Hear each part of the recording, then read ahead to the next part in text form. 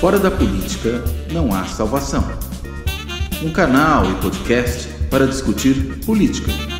Produzido por mim, o cientista político Cláudio Couto.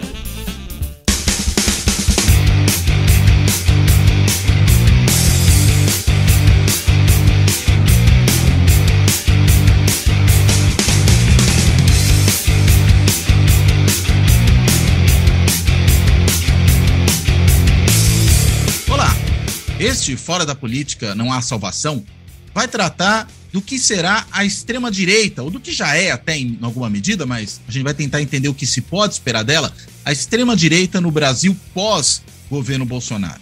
É claro que o governo Bolsonaro, nesses 4 anos, teve a capacidade de mobilizar muita gente, para além daquilo que já tinha mobilizado na eleição de 88, até um pouco antes da eleição, mas principalmente por ocasião da eleição de 88, aliás, de 88 não, de 2018, eu não sei porque estou pensando aqui em eleições muito mais antigas do que essa, mas é a eleição de 2018, né? Mas agora, acabado o governo, Bolsonaro, sem os recursos todos que um governo dá, um alto exílio, de certa maneira, pelo menos por enquanto, na Flórida, com medo de ser preso, com um risco quase, vamos dizer, de 100%, de ser tornado inelegível pelo TSE e, portanto, se isso ocorrer, se torna alguém fora do jogo, pelo menos eleitoral, pelas próximas 2 eleições nacionais, né? Eleição 2026 e eleição 2030, porque inelegibilidade gera aí uma penalidade de 8 anos. Bem, diante desse cenário que nós vimos no 8 de janeiro, né, a intentona bolsonaresca destruindo tudo, quebrando tudo lá em Brasília, mas ainda essa entrada, né, do bolsonarismo nas Forças Armadas, nas polícias, em outros segmentos. Enfim, o que a gente pode esperar da extrema-direita pós-Bolsonaro? Para tentar responder a essa questão, né, convidei aqui 3 colegas, na verdade, convidei, vamos dizer assim, o Observatório da Extrema-Direita, né, que como não dá para estar todo mundo aqui presente, vai estar representado por 3 colegas. Um é o Fábio Gentili, cientista político e professor de ciência política na Universidade Federal do Ceará. O outro é o Vinícius Bivar, historiador e doutorando em História na Universidade Livre de Berlim. E o outro é o Alexandre de Almeida, antropólogo e pesquisador do pós-doutorado no programa de História da Universidade Federal de Juiz de Fora. Então eu quero agradecer muitíssimo aos 3 por toparem essa conversa, por estarem aqui presentes hoje. E sem querer me esticar demais, vou começar com uma pergunta mais geral, né? E aí peço aí para o Alexandre começar respondendo. Alexandre, por favor, o que a gente pode esperar, afinal de contas, dessa extrema-direita pós-governo Bolsonaro? Por favor. Olá, Cláudio. Olá, Vinícius. Olá, Fábio. Olá, audiência. Primeiro, agradecer o convite por participar desse debate tão qualificado, com o pessoal que conhece muito do assunto, se dedica muito tempo a pesquisar esse tema. Muito alegre em participar do Observatório da Extrema-Direita também. Acho que é uma iniciativa muito, muito bacana. E bem, aí é uma pergunta de $1 milhão, né? O que esperar da extrema-direita pós-Bolsonaro? Acho que a primeira questão é a gente pensar nas extremas-direitas, né? Assim, vamos dividir um pouco esse universo da extrema-direita, que de largada não é capitaneado, na minha avaliação, por Bolsonaro. A grande questão é essa, né? Bolsonaro, ele, como se diz no jargão político, ele se torna cacique de um partido. Ele é o grande ideólogo de um segmento da política brasileira. Ele se equivaleria a uma espécie de um Franco Montoro ou um Paulo Maluf, para tratar de alguns nomes aí da política brasileira, que são grandes vultos, né? São grandes lideranças. Então, a pergunta é essa: Bolsonaro lidera o quê? Lidera quem? Tá? E pensando que esse universo da extrema-direita ele é bastante difuso, eu acho que a primeira questão que eu colocaria é a seguinte: quem ele vai liderar, porque ele quer voltar para o Brasil para liderar as direitas. Então, quem ele vai liderar? Quem vai querer ser liderado por ele, na medida que ele não é um político desse calibre, né, desse vulto, que foi, por exemplo, um Franco Montoro, Paulo Maluf, cada um no seu campo político. Agora, o meu foco central de pesquisa é a direita grupuscular, aquela direita underground. São os pequenos partidos políticos, são as culturas de rua, como os skinheads, os motoclubes, Também me interesso por associações de veteranos das Forças Armadas, a turma do rap, existe um rap, né, um hip-hop de direita. Então, eu penso o seguinte, esse segmento da extrema-direita, ele vai continuar existindo, com ou sem Bolsonaro, porque eles atuam num outro campo, que é o campo metapolítico, exatamente o campo das eleições, né, o campo do parlamento. Eles atuam no campo da cultura. Então, esses segmentos eles vão continuar existindo. Enfim, Bolsonaro conseguiu capitanear, né, alguns dessas pessoas, muitas delas, embora não gostem do Bolsonaro, então isso é bem interessante, pensando nessa extrema-direita grupuscular, ela não é uma unanimidade em relação a Bolsonaro. Tá? E o interesse deles, como eu disse, é o campo da cultura, é o campo dos corações e mentes. Então, esse é uma pergunta, né? A influência de Bolsonaro nesse segmento. Para não me estender muito, passar a palavra para os colegas também, uma segunda pergunta é o Aliança pelo Brasil. É um partido que, enfim, não foi para frente, mas ainda há pessoas insistindo nele, insistindo que ele enfim, consiga lá seu registro, né? E que se transforme, como eles dizem, na casa da direita. Antes era o partido do Bolsonaro, agora eles estão trabalhando com a ideia do Aliança ser a casa da direita brasileira. E aí também é uma outra questão. Eles vão conseguir, finalmente, criar esse partido. Quem vai fazer parte dele? Me parece que Bolsonaro não, porque Bolsonaro também não me parece ser um homem de partido, também no jargão aí da militância política, né? Ele não é uma pessoa como, por exemplo, o Alckmin, por exemplo, que saiu do PSDB, mas ele é fundador do PSDB e ficou no PSDB até o derradeiro, né? Até ele não vislumbrar que não tinha mais espaço lá. Mas o Bolsonaro não tem esse perfil, né? Então, essas acho que são as minhas inquietações nesse momento. E antes de passar a palavra para os colegas, você falou 88, porque esse ano são os 35 anos da Constituição Cidadã, né? Eu acho que esse foi meu ato falho, viu? São os 35 anos. Está aí no nosso imaginário, a grande Constituição. Agora, só uma... bom, sim, para começar a gente esquentar aí, acho que para a gente começar o esquenta aqui, eu paro por aqui. Não, só queria que você falasse uma coisa, Alexandre, você mencionou aí que talvez essa extrema-direita grupuscular, ela não seja tão bolsonarista assim, né? Podia só explicar um pouquinho isso? Por que eles não são ou não estão tão bolsonaristas assim? Olha, eu diria o seguinte, por exemplo, quando a gente pega esses grupos de skinheads de extrema-direita, supremacistas brancos, né? Porque o universo da cultura skinhead é bastante amplo, o espectro é muito amplo, né? Nós temos skinheads de extrema-esquerda, anarquistas, comunistas, e skinheads supremacistas brancos. Esse segmento da supremacia branca, ou do empoderamento branco, é um conceito que eu estou tentando trabalhar, Bolsonaro não tem muito ibope com eles pela questão de Israel. Essa aproximação de Bolsonaro com Israel, aquele Israel que o Michel German fala, né, que eu acho uma definição espetacular quando ele fala daquela Israel branca, armada até os dentes. Esse segmento não vê em Bolsonaro um líder porque ele é a favor de Israel. Esse é um dos argumentos. E a gente está falando de antissemitas aí, no caso. Sim, antissemitas. Sim. Pessoal que, enfim, tem aquela fobia do judeu, né? Então, qualquer aproximação de Bolsonaro com Israel sempre foi muito mal vista, sempre foi muito mal interpretada, assim, enfim. E, no entanto, Bolsonaro acaba ganhando votos por uma questão mais pragmática, né? Porque eu acho que a questão do bolsonarismo, ela não é tão... O bolsonarismo não é tão forte quanto o antipetismo. Então, acho que o antipetismo aí capitaneou esses votos para Bolsonaro. Na verdade, eu concordo com o que com outros colegas, inclusive a gente do grupo, conversa, né? A questão do antipetismo ela é muito forte. Então, um antissemita vai votar em Bolsonaro porque ele não vai votar no PT. Ou então não vai votar em nenhum dos dois, vai votar nulo. Isso também sempre é uma fala desses grupos de supremacia branca, né? A ideia de que nenhum parlamentar, nenhum político representa eles. Isso aqui no Brasil, isso lá na Itália também, enfim, em diversos países do mundo. Então, esse é um dos argumentos, né? Muito bem. Vinícius, por favor. Olá, Cláudio. Olá, colegas. Obrigado pelo convite. É um prazer estar aqui novamente no Fora da Política Não Há Salvação.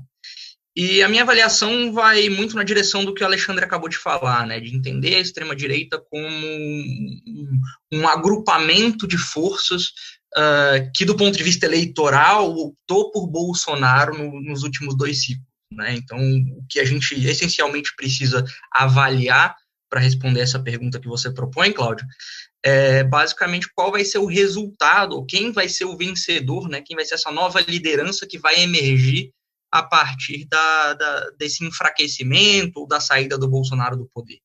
Né? E a gente tem alguns candidatos aí aparecendo, o próprio Tarcísio é um nome muito veiculado entre uma parcela dessa direita mais radicalizada, né? A gente não está falando necessariamente dos mesmos grupos que o Alessandro mencionava, né? A gente está falando de uma direita que opera dentro de uma dinâmica eleitoral, né, mas que ainda assim não é uma direita moderada, que defende, inclusive, o uso da violência como ferramenta de luta política, que, em alguma medida, foi responsável pelos atos que a gente observou em Brasília na véspera de Natal e no 8 de janeiro. Né, então, a gente está falando de uma direita que opera dentro dessa lógica eleitoral e que acaba optando por determinados candidatos a depender da circunstância, né? E nesse sentido, minha análise é muito próxima da do Alexandre, de que o antipetismo é o amálgama, é o elemento que aglutina todas essas forças, ainda que tenham posições diferentes, que defendam um viés mais liberal na economia, por exemplo, ou que o foco seja o conservadorismo nos costumes. O antipetismo, ou esse sentimento de rejeição à esquerda, ele é o elemento aglutinador. A questão é, Bolsonaro hoje não é mais o único ator que apela para esse sentimento anti-esquerda, antipetista, dentro do jogo político eleitoral. Né? Eu mencionei o exemplo do Tarcísio, mas a gente tem também aí outras forças dentro dessa direita mais radicalizada aparecendo, fenômeno que, inclusive, também não é exclusivo do Brasil. Né? A gente teve a Nikki Haley nos Estados Unidos se lançando como uma potencial candidata a presidente pelos republicanos. A gente tem o Ron DeSantis também nos Estados Unidos, governador da Flórida, que tem um ideário muito próximo do que é o trumpismo, mas que adota esse verniz mais moderado. Né? A mesma coisa na Argentina, a gente também tem um candidato proto-trumpista, bolsonarista. Então a gente observa em vários países esse fenômeno da fragmentação, mas ainda assim, uma vez escolhido esse candidato que vai representar o que hoje a gente chama de bolsonarismo do ponto de vista eleitoral, é muito provável que essas forças voltem a se unir com o objetivo de combater um eventual governo de esquerda, uma reeleição do presidente Lula, por exemplo. Então, a minha avaliação é essa. Existe hoje uma disputa ocorrendo dentro da direita para saber quem vai ser essa face eleitoral dessa direita, mas uma vez escolhida essa face eleitoral, é muito provável que essas forças se unam novamente para apoiar essa candidatura. Agora, dentro da direita ou da extrema direita? Tentando fazer uma diferenciação. Isso é curioso. É muito provável que não exista uma candidatura viável que incorpore esses dois grupos. É muito provável que essa direita mais radicalizada, uma direita de viés bolsonarista, seja novamente a representante da direita como um todo no próximo ciclo eleitoral. Pelo menos essa é a minha leitura a partir do que a gente sabe hoje. Né? Claro que 4 anos é muito tempo, enfim, muita coisa pode mudar até lá, mas pelo menos a minha avaliação é de que muito possivelmente um candidato de direita ele vai precisar apelar também para essa ala mais radicalizada que hoje a gente chama de bolsonarista, ou que a gente qualifica como eleitor bolsonarista. Então é muito provável que a gente talvez tenha um candidato com verniz mais moderado, mas ainda assim um candidato que a gente poderia chamar de um candidato de direita radical, né? Não um candidato de direita moderado, da direita tradicional. Né? A gente falou aqui do Alckmin, por exemplo. Me parece hoje, né, minha avaliação desse momento é que é muito pouco provável que a gente tenha um candidato com esse perfil mais moderado surgindo no campo da direita. É muito mais provável que a gente tenha talvez o próprio Bolsonaro, é uma possibilidade, mais uma vez enfraquecido uma outra figura, talvez uma figura com verniz um pouco mais moderado, mas ainda assim um ideário que se assemelha em muitos aspectos ao ideário defendido por Bolsonaro nesses últimos 4 anos. Bem. Fábio, por favor, agora sua vez. Muita felicidade ficar aqui mais uma vez, também conversar com vocês, Cláudio, você com os colegas Vinícius e Alexandre. Então, realmente eu compartilho as observações que os colegas acabaram de fazer. Quando nós tentamos de entender o perfil da extrema-direita brasileira, nós observamos que ela, há mais ou menos uma década, se apresenta como uma galáxia de segmentos diferenciados. E realmente, então, não é fácil classificar cada um desses segmentos. Nós temos os bolsonaristas, temos os fundamentalistas religiosos, temos a corporação militar em geral, as forças armadas, temos a extrema-direita, aquela metapolítica, como Alexandre falou. Então, a pergunta que você coloca é uma pergunta muito instigante. Tento de dar, digamos assim, uma sugestão, porque é claro que é difícil quando nós tentamos de abordar os partidos de extrema-direita, os movimentos e os partidos de extrema-direita, é difícil ver eles conseguindo se reorganizar sem uma liderança. É muito difícil. Por que isso? Porque os partidos de extrema-direita têm uma diferença fundamental com os partidos de esquerda. Não tem uma forma partidária clássica, feita por eleições dentro do partido, eleições primárias, congressos, assim, não tem esta tradição consolidada dentro de si. Então, estão sempre em busca de uma liderança que possa aglutinar os diferentes segmentos. Bolsonaro conseguiu, naquela conjuntura dos últimos 10 anos, cumprir esse papel, na minha visão. Agora, justamente, a pergunta que você coloca é uma pergunta complexa. Podemos ter muitas respostas, de acordo com muitos cenários e variáveis, porque realmente estamos diante de uma complexidade política enorme, e considerando também que estamos falando de uma massa de eleitores que é do tamanho da Itália, 60 milhões quase de pessoas que votaram pelo Bolsonaro. Então, eu diria que Bolsonaro pode ter ainda um papel. É possível que ele vai ter um papel, embora diferente, porque ele está fora, está com muitos problemas. É possível. É possível também que haverá uma liderança mais moderada, também é possível. Precisamos ver como que vai ser essa nova articulação dentro da extrema-direita, entre os segmentos que compõem a extrema-direita brasileira. E quais serão digamos assim, as pautas ideológicas que vão aglutinar em torno de uma nova liderança.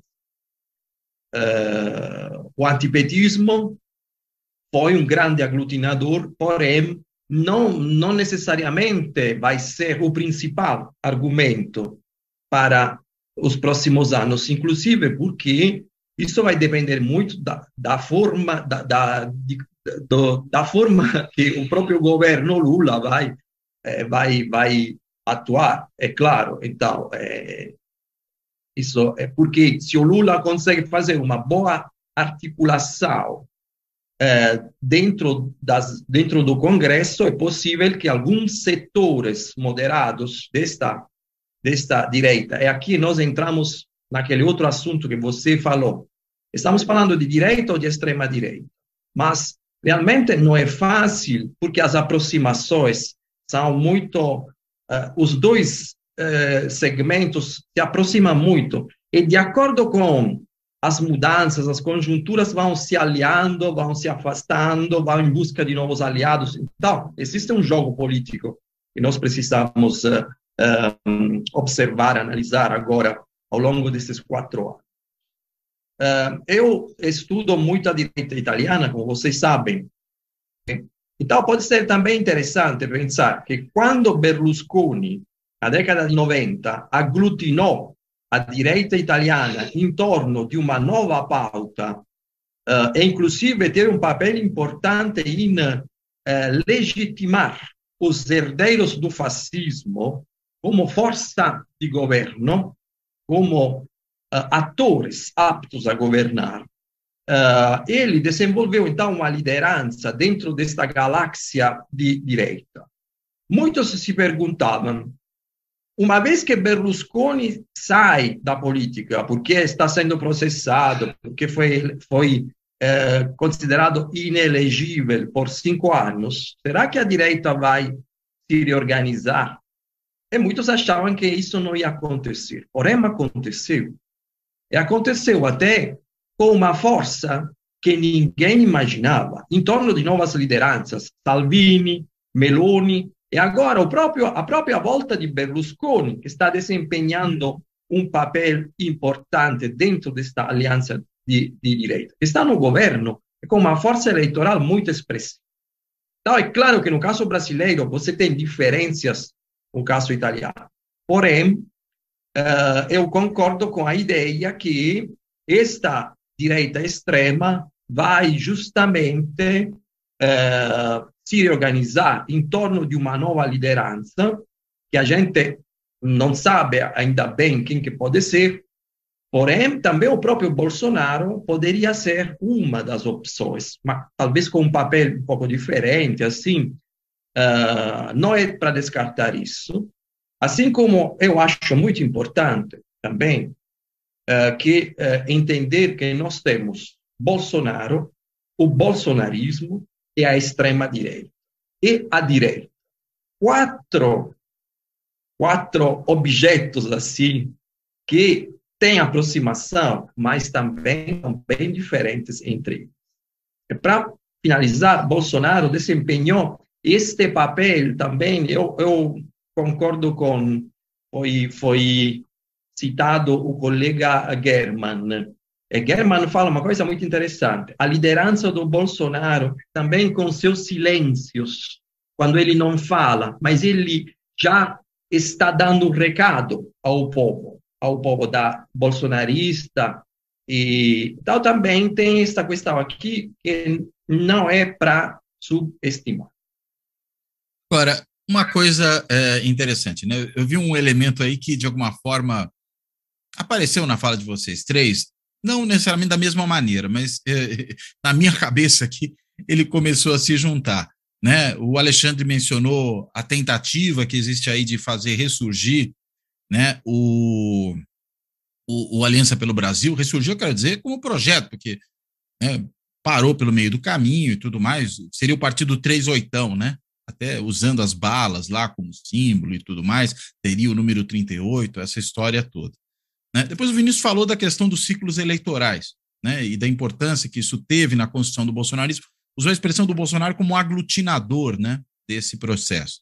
Gostava que eu sempre pensava em catalisador, mas eu acho que aglutinador é até melhor para definir isso aqui, né, porque ele conseguiu pegar muito dessa direita que estava esparsa, dessa extrema direita, inclusive, que estava esparsa, e agregou todo mundo ali em torno da candidatura dele. E o Fábio chamou a atenção para a questão da liderança, né, e a falta, eventualmente, que uma liderança pode fazer nesse processo. E aí, olhando um pouco para o cenário, digamos, do que parece que já vai se construindo, que é uma disputa pelo espólio do Bolsonaro, né, que acontece nesse começo de governo Lula, mesmo já no período pós-eleitoral, a gente começa a ver uma série de movimentações interessantes. A que mais me chama a atenção agora não é nem tanto a do Tarcísio em São Paulo, mas é a do Zema em Minas Gerais, né? O Zema, me parece, resolveu tomar de assalto o Partido Novo. Né? O Amoedo foi expelido, ele que foi o inventor do partido, que pensou em criá-lo inicialmente, foi expelido. Né? Já levaram o Girão, né, que era um bolsonarista alojado no Podemos, para lá.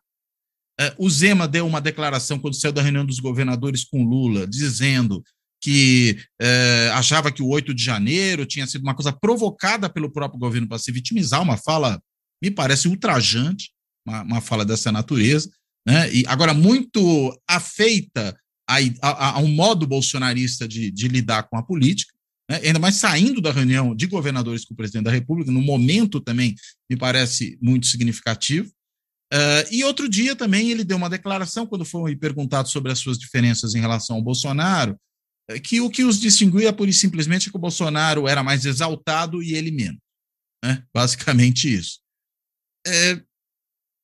Será que o Novo, né, que foi durante esses últimos 4 anos o bolsonarismo que come com talheres, né, porque ficou ali, né, apoiando o Bolsonaro o tempo inteiro, esteve junto, mesmo agora no período pós-Bolsonaro, parece que continua ali batendo bumbo, como partido, estou pensando ainda que minúsculo hoje dentro do Congresso, né, perdeu tamanho nessa eleição, mas tem um governador de um estado super importante que se elegeu no primeiro turno e que foi um cabo eleitoral importante do Bolsonaro no segundo e já vai tentando se posicionar nesse lugar. Será que em vez de eventualmente ter lá a recriação do Aliança pelo Brasil, a gente não pode ter o Partido Novo um pouco como um estuário disso? Né? E inclusive, talvez, né? Inclusive a tentativa de chamar também o Moro, né, para dentro do partido, que já está sendo gestado, como um estuário dessa reaglutinação da extrema-direita, eventualmente em torno de uma outra candidatura presidencial, que, por exemplo, pode ser a do Zema. Vocês veem essa possibilidade como plausível? Vocês enxergam nisso um potencial para aglutinar toda essa diversidade que existe na extrema-direita? Quer começar por você, Alexandre? Vamos lá. É possível, sim, porque o Aliança pelo Brasil teve um sério problema de não conseguir as assinaturas válidas, né, para se viabilizar como partido. O Novo já está pronto. O Novo está ali, está à mão já, estruturado, consolidado, sim, como, enfim, da parte da sua regulamentação como partido, né? Com o fundo partidário, já tem, então, tem o dono, né? O dono é o Zema. Né? O PL, acho que o Bolsonaro do PL é uma questão que vai ser muito interessante, porque ele não é dono do PL. Né? E eu não sei se ele está testando a paciência do PL, o que ele está fazendo ali, né? Com esse silêncio dele, que, como você comentou, né? O Fábio comentou, esse silêncio fala muita coisa também, né? Mas a grande questão é justamente essa. Você já tem um partido, é um partido já estruturado. Acho que vale pensar também, não só em 2026, mas pensar agora, em 2024, tem eleições municipais. As eleições municipais, elas são interessantíssimas como um laboratório, porque é ali que vai aparecer diversos candidatos a vereador, geralmente candidaturas low cost, né, porque não tem grana, enfim, mas testa um pouco esse sentimento das pessoas, esse clima, né, da eleitoral. E pensando numa cidade de São Paulo, são quase 9 milhões de eleitores, né, um percentual muito grande, como se costuma dizer, lembrando aquela eleição de 85, que era FHC contra Jânio Quadros, era uma eleição municipal com cara de nacional, dado o tamanho do colégio eleitoral.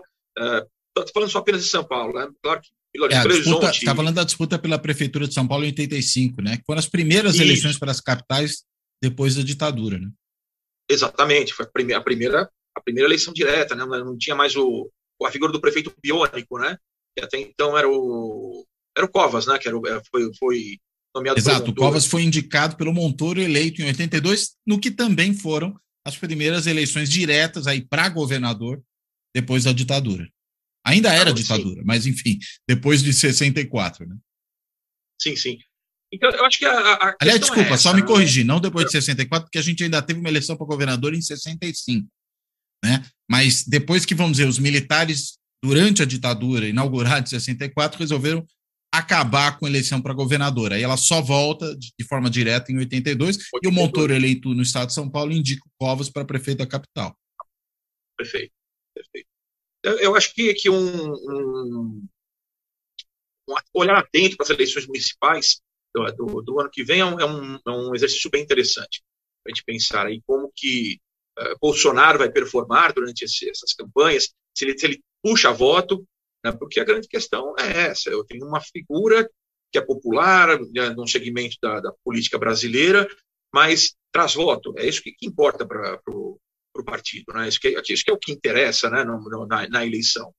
Então, eu observaria dessa maneira, de ficar atento para essa eleição municipal, para entender aí quem é que vai ser o puxador de voto, quais serão as agendas, talvez aí como um esquenta, isso. Vinícius, por favor.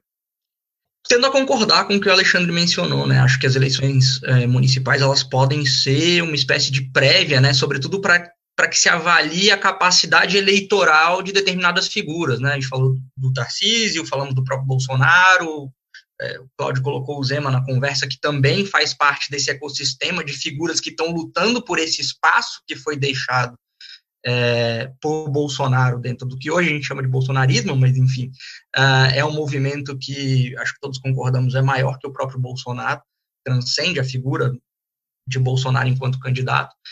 Então, certamente, Zema é um candidato em potencial, é alguém que dentro do seu estado tem um eleitorado cativo, derrotou uma outra figura muito popular, né, que foi o Alexandre Calil nas últimas eleições. Então, mostrou já a sua força eleitoral, pelo menos ali dentro de Minas Gerais. Acho que é uma das figuras que também compete por esse espólio do bolsonarismo, né, como o Cláudio colocou.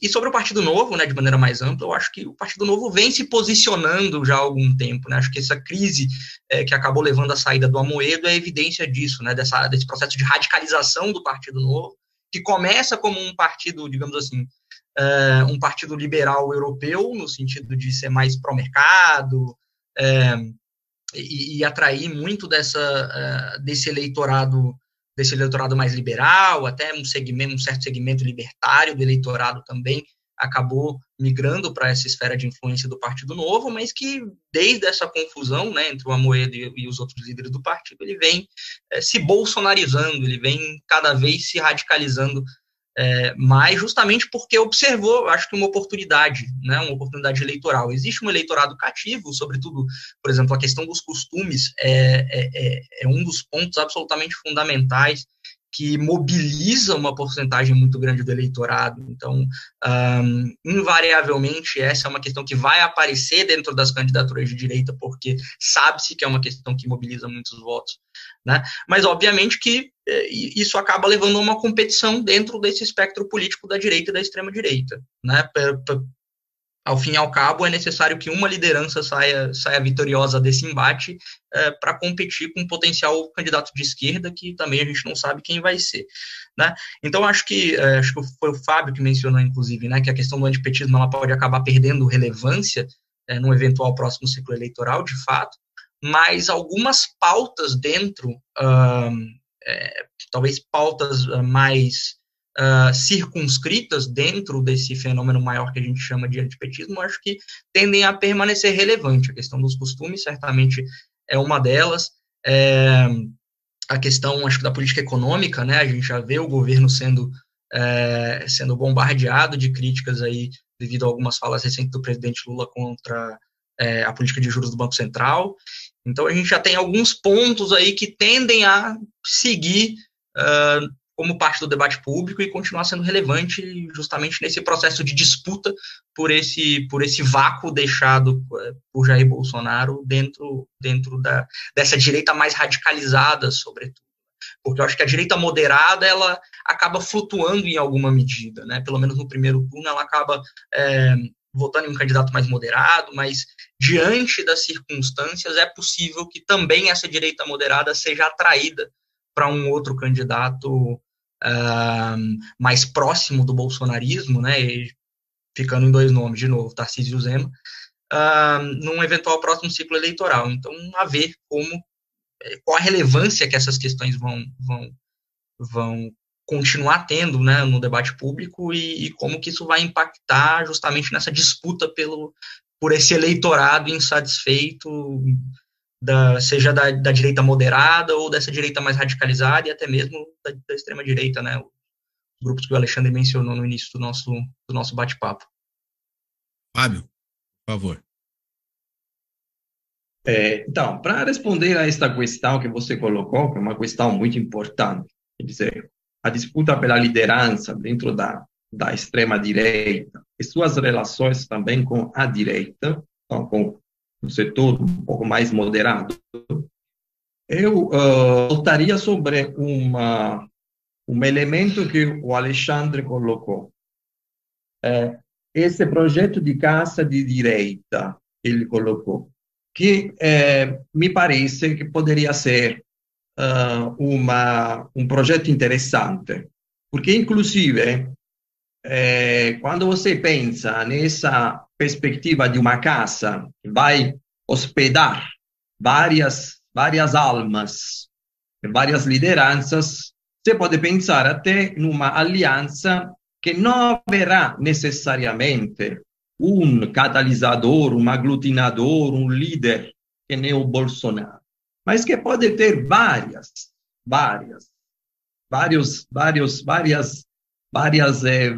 figuras. Como na Itália, né, por sinal.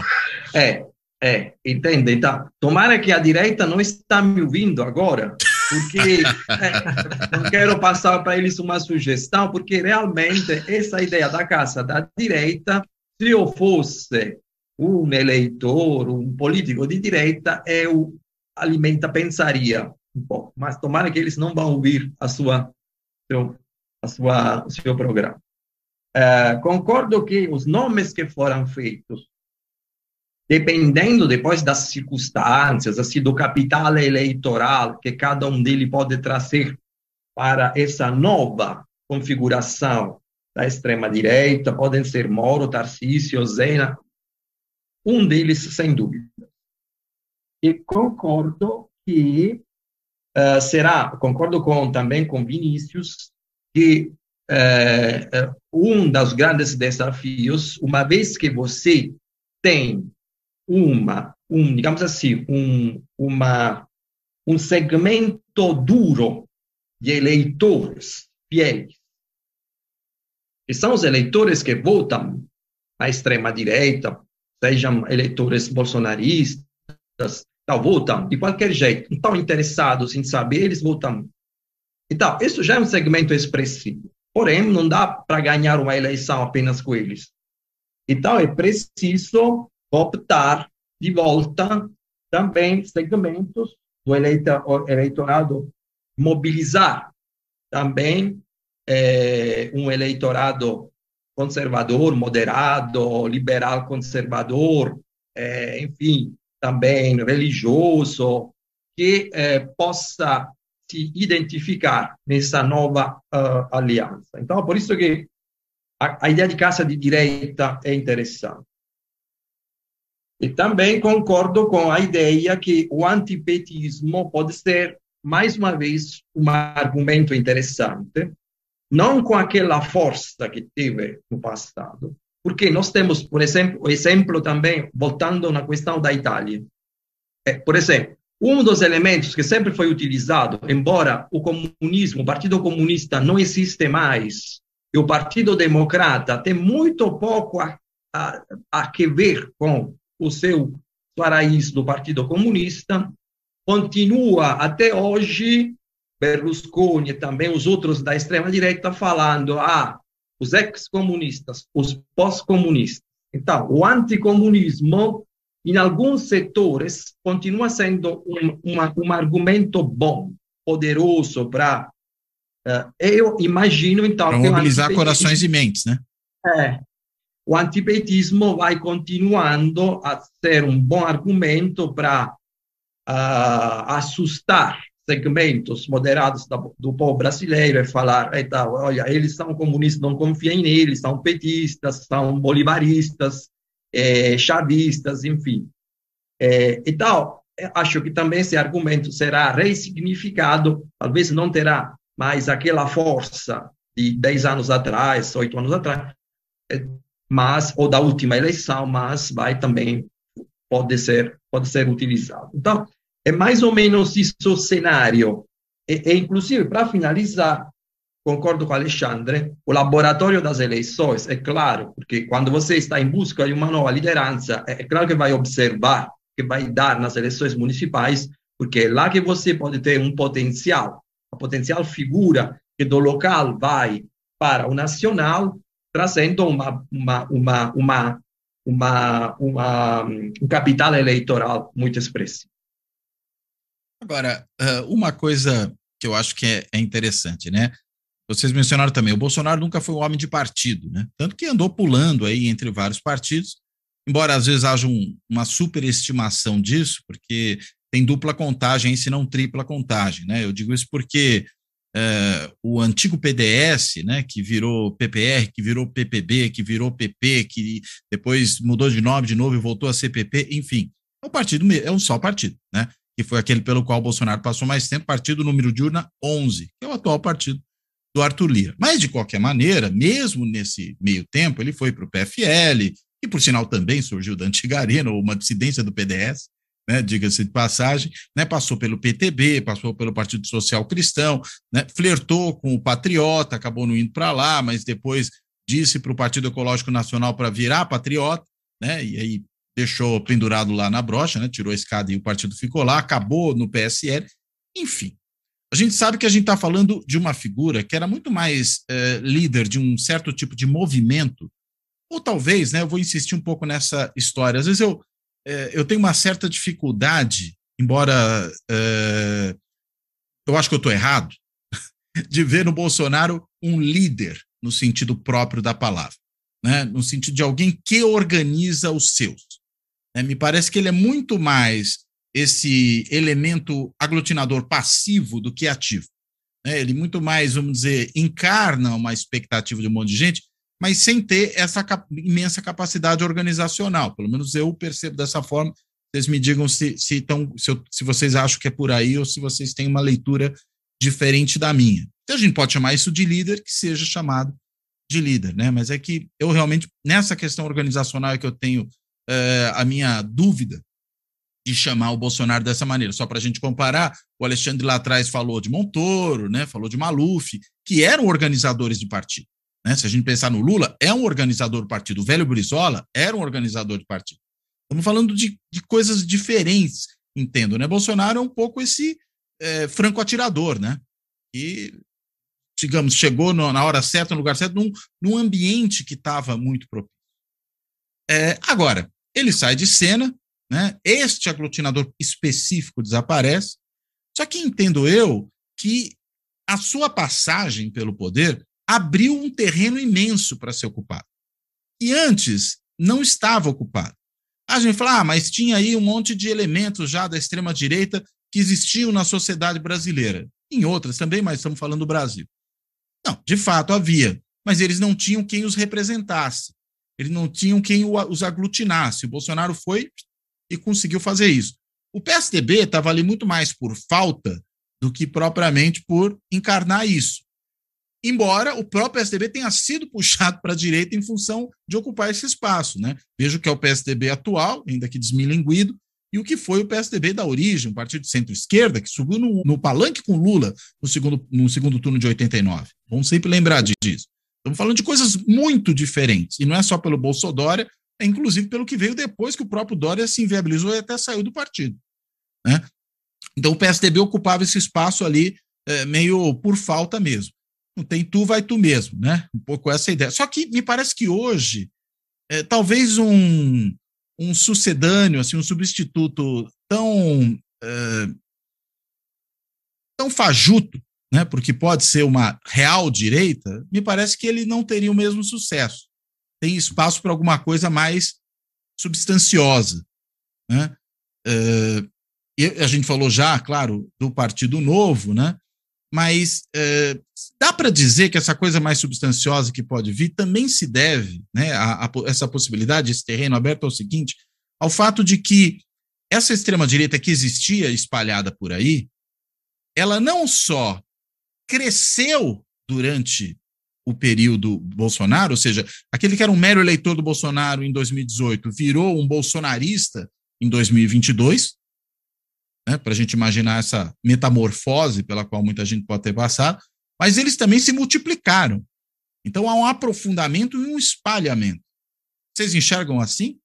Alexandre, por favor. Eu estava pensando aqui uma coisa, né, que primeiro me ocorreu aqui uma bate-papo aqui, então uma viajada agora, como seria um debate de segundo turno entre Bolsonaro e Brizola. Acho que ia ser uma coisa, o Brizola, enfim, grande Brizola. E arriscando aqui algumas ideias, né? Eu não sou especialista em integralismo, o integralismo histórico, né, dos anos 30. Mas há uma fala, e os colegas que estão nos ouvindo aqui, se eu cometi uma falha muito grave, por favor, aí me corrija depois. Mas a ideia de que o líder não é uma pessoa, o líder é uma ideia. Né? Eu tendo a ver Bolsonaro dessa maneira. Bolsonaro não é um líder, não é de forma alguma um organizador de partido, como você coloca. Né? Ele teve essas passagens, ele ia dizer desavergonhado no sentido de que eu mudo de partido, não tem problema, o que me interessa é ter o espaço. Isso não é característica exclusiva dele, né? Isso faz parte do nosso cenário político. Né? O Fernando Henrique Cardoso sempre critica, né, essa questão dos partidos brasileiros não serem necessariamente ideológicos, mas não serem partidos de verdade, né? Partidos com bandeiras claras, que foi o que o PSDB se propôs no início, né? Ser um partido da social-democracia. Mas então, só permite uma observação, quase um aposto nisso que você está falando, com um detalhe, né? Geralmente esses que não dão importância para partido, que pulam de um lado para o outro, são os que são, vamos dizer, ideologicamente muito diluídos, né? Não tem mais qualquer posição ideológica. O Bolsonaro, ao contrário, ele é ultra ideológico, né? E mesmo assim também não dá bola para partido. Né? Então, aí com isso ele encontrou o espaço dele no eleitorado, né? Pô, peraí. Então tem um eleitorado aí que, como o Vinícius coloca, né, cativo aí de bandeiras conservadoras, e não tinha ali, tinha um espaço vago ali, né, nesse momento recente da história brasileira. Bom, então é ali que eu consigo capitanear meus votos. Então é que começa a se construir lá, em princípio com mais intensidade a partir de 2014, participando daqueles programas de auditório, se colocando ali como uma figura, né, que potencial candidato da direita, mas acho que principalmente é isso, essa ideia de que ele representa uma ideia e que pode conseguir votos ou não, isso é um grande mistério. Aquela famosa história do Churchill, né? Ele ganhou a guerra, mas perdeu a eleição. Então, tem um capital político, mas, novamente, né, vira voto. Essa é a grande questão, né? Mas acho que no sentido do Bolsonaro representar uma ideia, acho que me parece um caminho interessante. Pensar que a direita brasileira, essa direita parlamentar, é um player, está colocado, é um jogador agora com o seu espaço.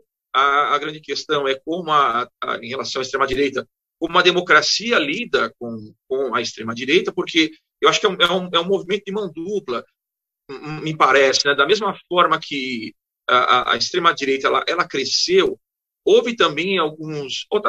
Tá tipo uma pergunta, na verdade, para parecer que não querer cravar nada, que é uma dúvida que eu tenho mesmo. Quais foram as falhas da democracia que permitiram o crescimento da direita e da extrema-direita?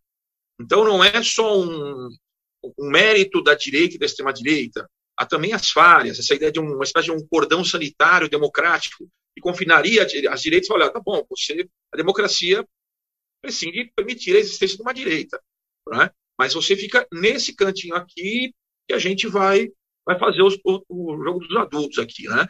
Então, ela conseguiu vencer isso também por conta do título de pergunta, né? Qual é a falha da democracia nesse sentido? Então, em resumindo as duas ideias, né? Bolsonaro é uma ideia, representa uma ideia, e como a democracia lida com isso. Vinícius, por favor.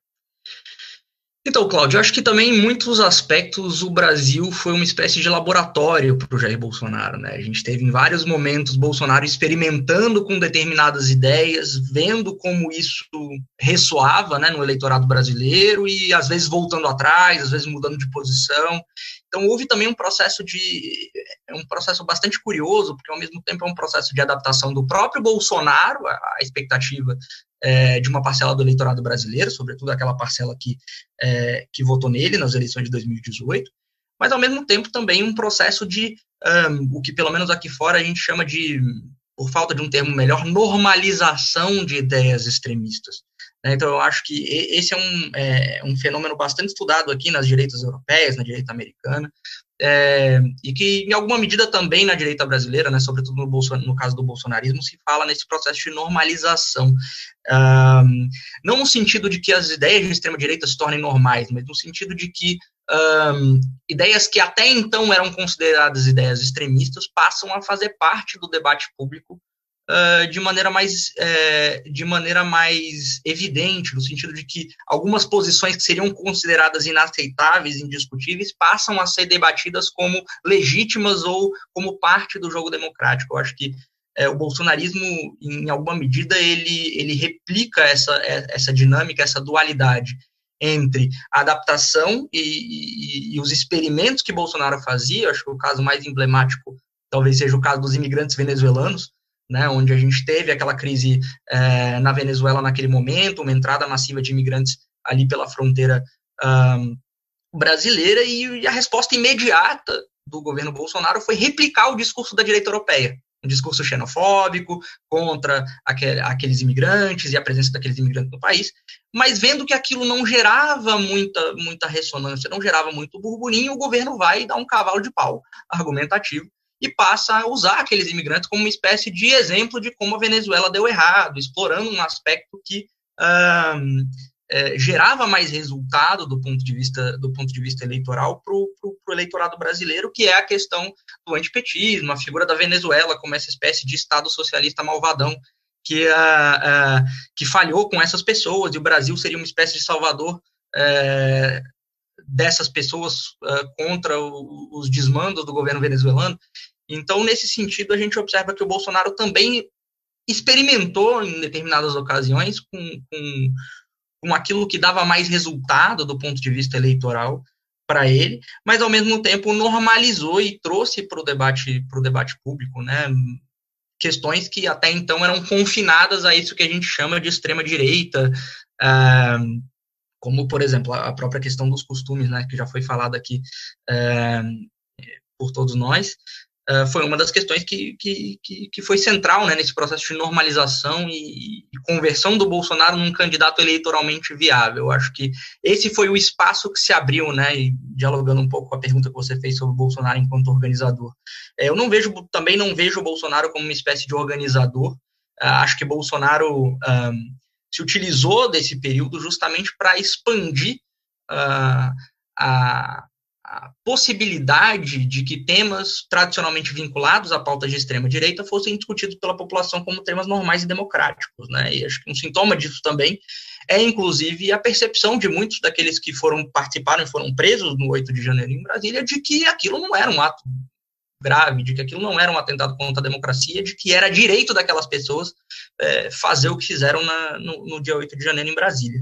Então, acho que, na minha avaliação, não vejo também Bolsonaro como um ideólogo, como uma pessoa que lidera e aglutina de forma ativa esse eleitorado. Vejo mais como uma espécie de símbolo, alguém que acabou, por uma questão de circunstância, simbolizando para esses diferentes segmentos do eleitorado uma série de ideias, em alguns casos até contraditórias, né, mas que acabaram viabilizando naquele contexto de antipetismo extremamente aflorado a eleição do próprio Bolsonaro, né? Inclusive, acho que o Bolsonaro não era necessariamente a figura que se projetava ali a partir de 2013 como candidato potencial. A gente tinha outras figuras, do próprio Marco Feliciano, era uma figura que, do ponto de vista midiático, né, a gente falou aqui da participação do Bolsonaro em programas de auditório, também estava constantemente na imprensa por conta de falas ultrajantes.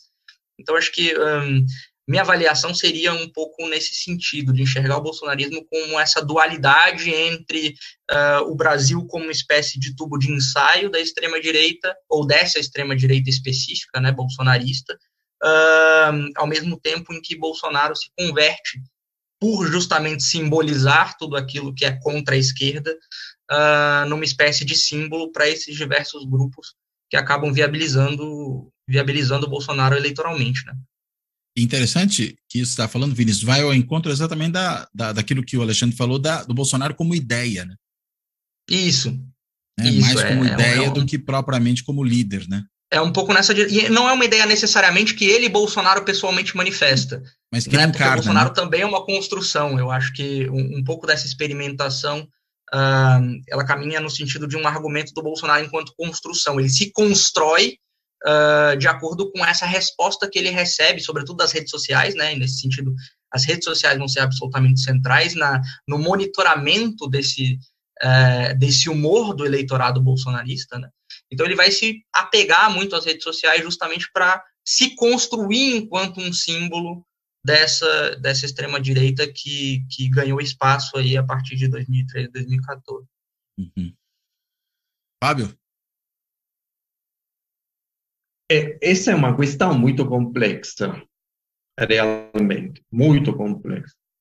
A minha tendência é concordar com muitos argumentos que vocês colocaram, mas também não é fácil conseguir, talvez porque nós estamos falando de um fenômeno que está em andamento, então realmente não é fácil tentar lhe dar uma resposta à sua pergunta. Porque nós temos um Bolsonaro que entra numa conjuntura de crise daquele modelo que conseguiu consolidar a democracia brasileira, e foi da primeira eleição que o Fernando Henrique Cardoso ganhou e arrivou até a Dilma. Você tem 20 anos que a democracia brasileira e o presidencialismo de coalição com o modelo consegue alinhar o Brasil com as grandes democracias liberais representativas europeias e com os Estados Unidos. Agora, nesta crise aqui, que inicia já no primeiro governo Dilma, assim, mas até um pouco antes, inclusive, mas que se torna uma crise muito profunda com o segundo governo Dilma, Bolsonaro consegue entrar e justamente ele exerce este papel de aqueles que realmente pode ser um símbolo também desse movimento, porque outra coisa importante que a gente tem que pensar é que, como você, Cláudio, falou, a direita brasileira é uma força política que faz parte do Brasil, que pertence ao Brasil, que é uma força política consolidada, enraizada no Brasil. Se a gente vai atrás, na década de 10, você tem uma direita que está se organizando muito forte e que vai encontrar depois Getúlio Vargas como seu líder. Então, você tem uma direita forte no Brasil. Sempre teve. Esta direita estava aguardando alguém que pudesse representá-la dentro da crise daquele modelo que estava se consolidando em torno do PSDB e do PT.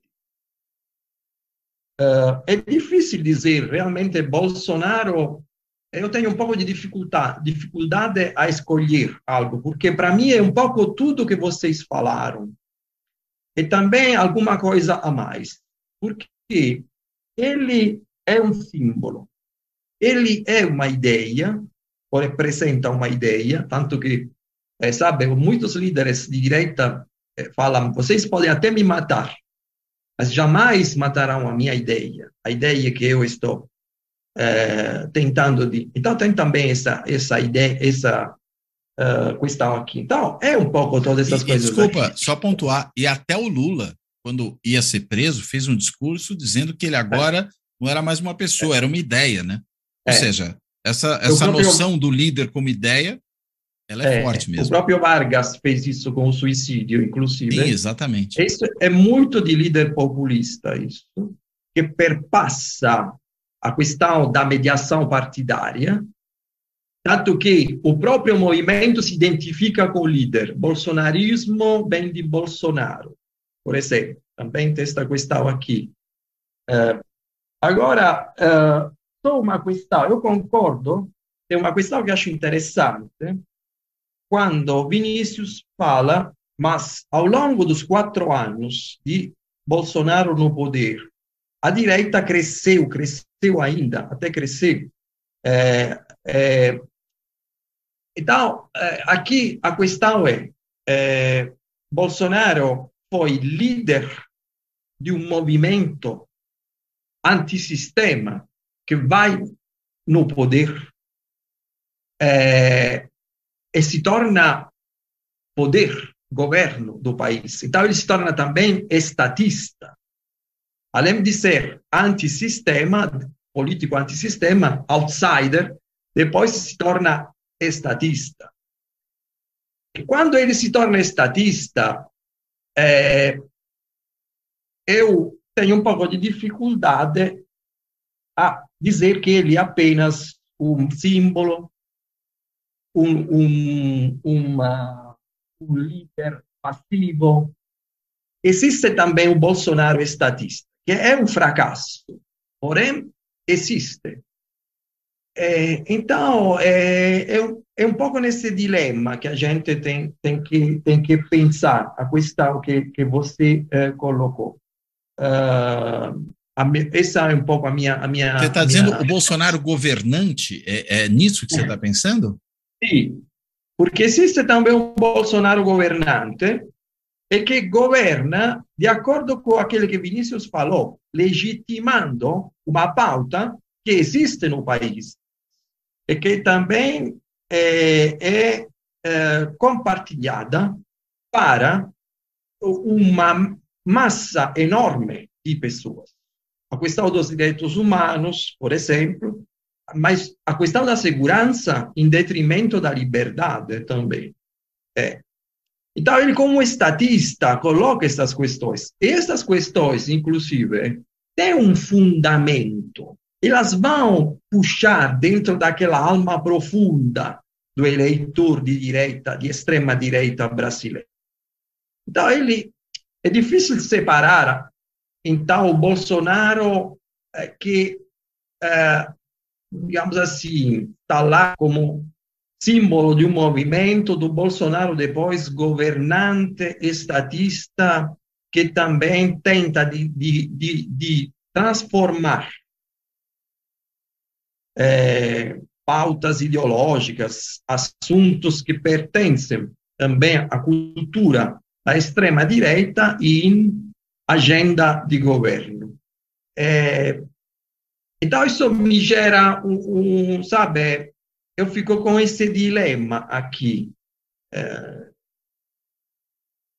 E considerar também Bolsonaro como um estatista, porque, no fundo, ele depois, de uma certa forma, ele consegue ser um estatista. Péssimo, mas consegue.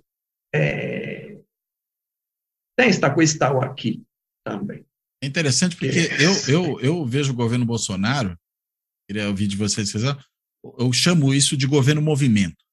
Né? Quer dizer, é um governo que talvez se caracterize muito mais do que pela entrega de políticas públicas, e, portanto, por um programa de políticas públicas, uma agenda governamental no sentido próprio, ele se caracteriza muito mais pela ativação constante dessa sua base social. Né? E aí mantém todo mundo ali agitado o tempo inteiro, uma espécie de mobilização. E aí, vamos dizer, desse ponto de vista, é praticamente um antigoverno, né? Um governo negativo. Né? Ele opera por essa mobilização e na agenda de governo importa muito mais o que se desfaz do que o que se faz. Né? O que se desestrutura em relação ao Estado. Tanto que você abre espaço para que coisas que o Estado impedia de fazer, elas passem a ser feitas a partir da sociedade. Só para a gente ilustrar com um exemplo que me parece importante, o que acontece na Terra Yanomami. Então, você desmonta todo o aparato de proteção ambiental, de proteção à população indígena, reduz os controles, inclusive da área de segurança, e deixa que haja uma invasão. Né? Vamos dizer, entrega aquela região ao estado de natureza e deixa que role. né? E aí as coisas vão acontecendo, né?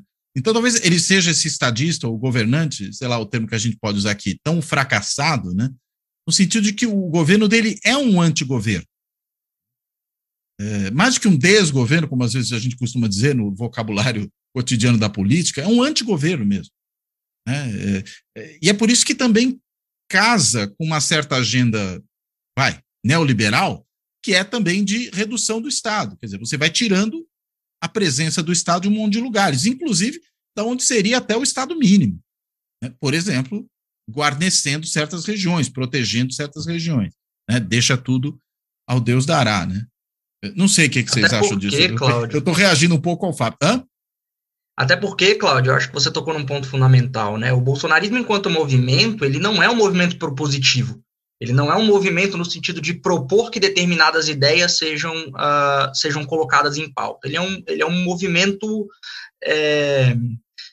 refratário, um movimento contrário a algo, né? Ele se pauta em ser antítese a uma determinada pauta propositiva, seja ela a pauta dos direitos humanos, por exemplo, ou a pauta da defesa do meio ambiente. Então, nesse sentido, acho que concordo muito com a sua avaliação. Pensando sobre essa lente do bolsonarismo enquanto um antimovimento, talvez, né? Um movimento que não propõe nada, que não busca... Talvez, porque ele não se propõe a construir algo. Ele não se propõe a aglutinar todas essas pessoas em torno de uma agenda comum que seja propositiva e que tenha como objetivo chegar a um determinado lugar. Ele se propõe a simplesmente aglutinar uma série de pessoas que são contra várias coisas, né? E essas pessoas enxergam nessa oposição a essas várias coisas, que são coisas geralmente associadas à esquerda, associadas ao comunismo, associadas, no caso brasileiro, mais especificamente ao PT, que serviram de combustível para que esse movimento chegasse onde chegou, né? Então, acho que... Um líder apocalíptico, né? Ele vem para... Exatamente. Ele se estrutura enquanto movimento na oposição à proposição, né? Então, acho que talvez enxergar o Bolsonaro como governante, no sentido de não só um governante movimento, mas também uma espécie de antigoverno, acho que faz muito sentido. Alexandre? Eu vou por esse caminho também com o Vinícius, essa ideia de que, Bolsonaro foi eleito, ele tem 4 anos para governar. 4 anos voam, sabe que voam. Talvez a minha impressão é que é um governo que tenta fazer, cravar uma agenda, né, uma agenda de costumes, enfim, outros aspectos, para evitar a volta do PT. Eu acho que esse é eu estou pensando aqui, assim, não é nada muito consolidado ainda, porque ouvindo vocês eu começo a repensar certas coisas. Então eu acho que a ideia foi essa, né, de, olha, vamos fazer um governo para que a gente tente enfraquecer o Lula. E o Lula, ele isso na própria palavra do FHC, né? O Lula é um mito. Ele é um mito de... Não que o Bolsonaro não seja, né? Para a antropologia, ele pode ser, antropologicamente falando, ele pode ser considerado como a figura, mas ele pode ser pensado como um mito, né? Mas o Lula, ele é muito forte, né? Ele ganhou novamente. Então, eu acho que a grande... E tem uma questão de duração também, né? A gente está falando de um mito que dura por baixo aí 40 anos, né? Pensando em 82, é isso aí mesmo, né? Estou pensando em 78, na verdade, até mais de 40 78. anos. A gente pode falar de uma coisa como 45 anos. Da primeira greve do ABC até hoje. Tranquilamente, né? São 45 anos aí de uma figura muito potente, muito poderosa na política brasileira. E derrotá-lo não é uma tarefa fácil, né? Enfim, principalmente derrotar a ideia, né? O Lula ideia. Acho que eu botaria nesse aspecto da pergunta anterior. Então, a questão talvez seja essa, né? Qual foi a finalidade do governo Bolsonaro nesse momento? Atender demandas da agenda política neoliberal? Sim, de fato. Mas o núcleo duro dele, o grupo dele, talvez tenha esse elemento também de, olha, precisamos criar aí agora um cordão sanitário às avessas, né? existia aquele cordão sanitário da democracia para impedir que a direita e a extrema-direita chegassem ao poder, ele tentou criar esse cordão sanitário para que a esquerda ficasse lá no cantinho da sala nesse momento. Acabou não dando certo, como o próprio Fábio, você também colocou, né? Foi um governo com muitos fracassos, né? Com muito inábil. Eu acho que talvez aqui acho que é interessante de perceber, talvez assim, o que vocês acham, tem que observar o Tarcísio como essa perspectiva de que o Fábio fala, de um estadista estadual, enfim, local, mas pensar ele como essa direita moderada, bolsonarista não raiz, como ele próprio coloca, né?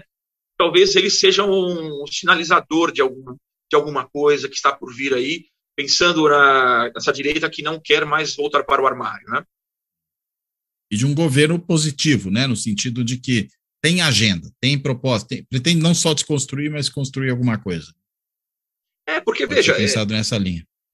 Essa primeira atitude, uma das primeiras atitudes do Tarcísio, de permitir que se compre canabidiol, gerou um burburinho muito forte. Eu frequento as manifestações de rua para fazer cobertura, fazer trabalho de campo, então eu filmo, converso com as pessoas, você vai conhecendo as pessoas, né, nesse meio, troca lá Zap, Insta, Telegram, etc. E é lógico que não é uma parcela, ou pelo menos não é científico, o que eu estou dizendo agora, não consigo ter uma estatística, mas a percepção de muitos deles é que o Tarcísio liberou a maconha. Lembra aquela história do FHC? Que ele ia pôr maconha na maioria das crianças, aquele marronzinho, que era um candidato que fez o jornal lá, enfim, que FHC, é mais ou menos isso, a percepção é mais ou menos essa. Inclusive, dessas pessoas falou disso, né? Você lembrou do FHC, pondo a maconha, querendo pôr maconha na mente das crianças. Então, o Tarcísio é interessante como que ele vai performar aí nesses próximos 4 anos. E aí, enfim, finalizando, uma coisa que eu até passo para vocês também, para me ajudar a pensar nisso, como vai ser essa relação com o Kassab. Eu acho que o Kassab é uma figura muito interessante na política brasileira. É uma figura de bastidor, que existem os políticos que trabalham no bastidor, não no sentido, aquela coisa da sala escura, enfim, de ser uma pessoa conspiracionista, não é isso. Mas sem aparecer demais na política, vamos dizer, visível, né?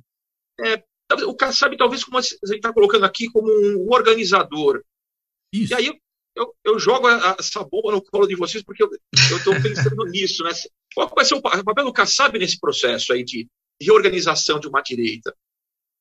Enfim, eu lamento, gente, mas é uma bombinha traque, mas também, enfim, o que vocês acham aí? Não sei. É outro perfil, né? É outro perfil. Quer falar, Fábio? Essa confusão toda foi provocada por você. Então, acho que você tem que falar agora. Mas nós estamos aqui para provocar confusão. Estamos assim. Não, realmente acho que você interpretou, porque é claro que no calor da hora nós estamos acompanhando esses processos. Cada dia acontece alguma coisa. Inclusive, nós temos a nossa posição ideológica em relação a essas questões. É difícil separar o cientista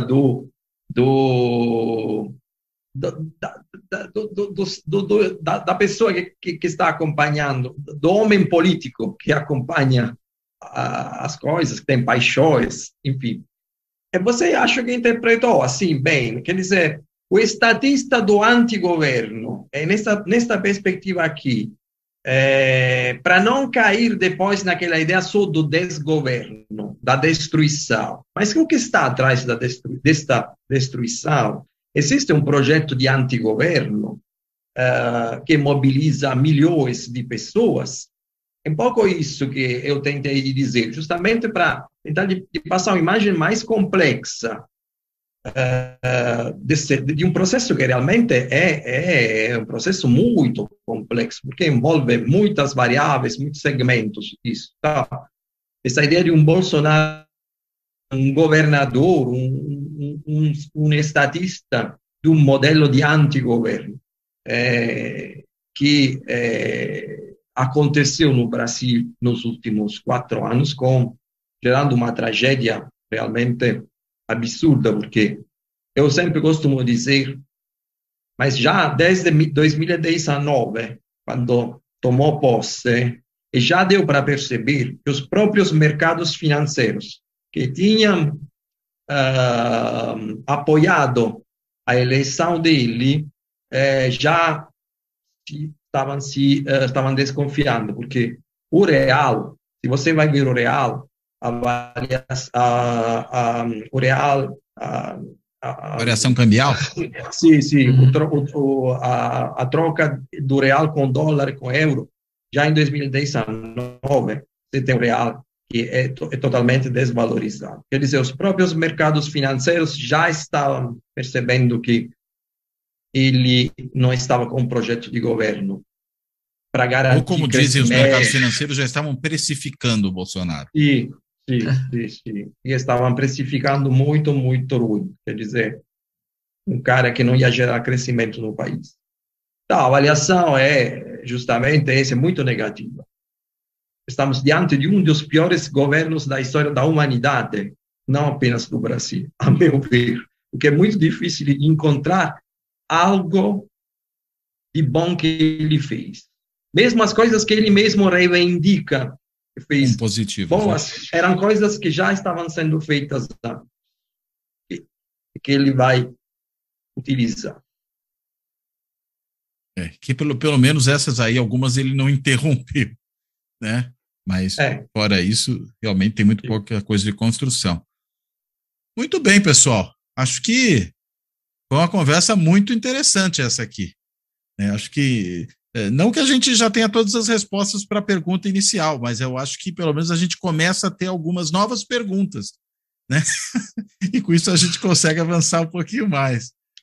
Mas, enfim, quero devolver a palavra para vocês para duas coisas, né? Não só para vocês, claro, fazerem também as considerações finais, mas caso ainda tenha algum ponto que vocês achem que a gente deixou de lado e que seria o caso de tratar dele, por favor, para fazer isso. Alexandre, começo com você, seguindo a nossa ordem inicial. Perfeito. Bom, Cláudio, Fábio, Vinícius, poxa, alegria aí falar com vocês. É sempre um grande aprendizado. Eu anotei muita coisa aqui. Depois vamos lá no nosso grupo trocar mais informações, porque eu acho que essa troca é sempre salutar. É um grande aprendizado, repito. Então, fiquei muito feliz de participar do seu programa. Eu te acompanho há muito tempo mesmo, né? Você foi meu professor lá na PUC de Ciência Política. Você vê, é melhor não contar quanto tempo faz, porque isso depõe contra nós. Eu digo o seguinte, você começou a se lecionar muito jovem e eu entrei muito tarde na faculdade, então aí fica... bom, então pronto, então é isso. Fica bom assim. Mas eu, inclusive assim, um dos meus interesses pelas direitas foi muito em função dessa excelente formação que a gente teve na PUC, desses debates que aconteciam na PUC de São Paulo, né? Que aconteciam lá. Então, eu acho que isso é muito produtivo. E acho que o bom debate é aquele que a gente termina com mais perguntas do que as respostas. Finalizando, eu acho que eu posso insistir num ponto que é interessante para um exercício, né? A gente ficar de olho nessas eleições municipais. Já mais desde da pré-eleição, quando começarem os primeiros murmurinhos, os primeiros buchichos, quem será candidato, quem não será, as convenções, eu acho que esse é um caminho, e também aí já tem mais a ver com o meu campo de pesquisa dentro das direitas, e são esses grupos, né? Esses pequenos grupos que vão se formando aí, lembrando que os primeiros apoiadores públicos de Bolsonaro foram skinheads. Não sei se você se lembra de uma manifestação no MASP em 2011, né, que nem Bolsonaro ainda se cogitava ainda publicamente ser candidato, mas havia grupos lá, skinheads ou grupos de nacionalistas jovens, derivados de grupos skinheads também. Então, eu acho que esse olho na rua também é bem interessante. E atentaria para esses dois pontos, assim, para a gente ter que deixar mais alguma ideia aí para a gente observando as direitas. Tá bom? Muitíssimo obrigado pela audiência também, e seguimos em frente, vamos lá. Obrigado, Alexandre. Vinícius, por favor. Obrigado, Cláudio. Queria agradecer mais uma vez pelo convite né, e pela possibilidade de estar aqui debatendo com o Alexandre e com o Fábio. É sempre um prazer, a gente já fez outros programas juntos e é sempre uma satisfação essa troca de ideias. Acho que em termos de temas, existe um caminhão de temas, né, que não foram abordados aqui nesse episódio, mas certamente a gente pode, no futuro, voltar a debater essas questões. Acho que, sobretudo, à medida que o cenário eleitoral fosse desenhando, né, o Alexandre mencionou as eleições municipais, acho que isso vai dar, talvez, para a gente alguma clareza a respeito de que tipo de forças estão se organizando para ocupar esse espaço deixado pela ausência de Bolsonaro. Mas, enquanto uma espécie de resumo da nossa discussão aqui, acho que vale muito a pena frisar esse último ponto que a gente abordou, que é a questão do Bolsonaro enquanto uma espécie de antigoverno, né? Eu acho que isso é bastante definidor do que foi Bolsonaro, não só enquanto não necessariamente um líder, mas uma liderança, né? Alguém que, ainda que de forma passiva, se colocou como uma espécie de representante desses diversos movimentos que se aglutinaram em torno dele, né, e que fez um governo essencialmente focado em pautas que tinham como objetivo primordial se contrapor a tudo aquilo que era associado à esquerda, que era associado, sobretudo, ao Partido dos Trabalhadores, né? Acho que esse é o elemento que, de certa forma, serve de fio condutor para a compreensão do bolsonarismo enquanto movimento antes da eleição de Bolsonaro e